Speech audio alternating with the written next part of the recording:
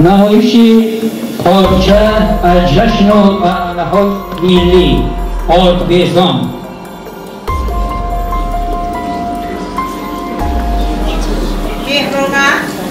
خانه و خانه میگردی بود زنکای کشلاک همش خانه رو آربیزان دعوت میگی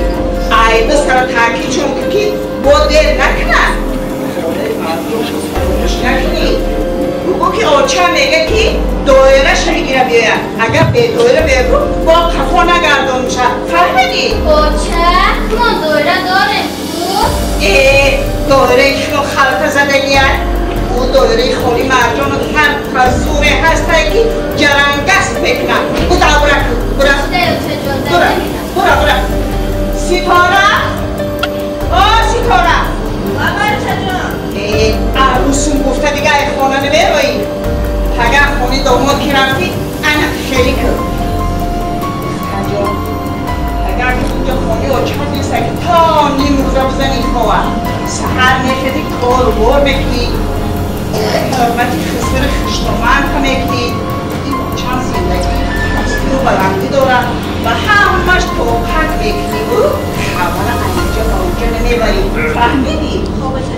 او داری دختری میفهمیدنگی از جانونه برای که سرها کرسا تچیار کن اول کوپی چهار بیار که باید همین لحظه و زمان زرکا بیاید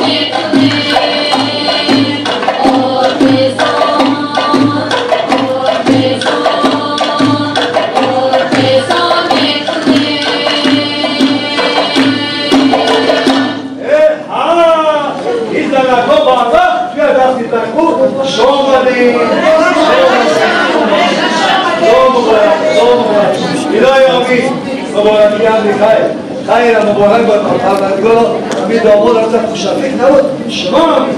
با اختیار خود و شهر دیگامی ادرا نکن دیگر اصلاحات با مجبوری و شهر نتی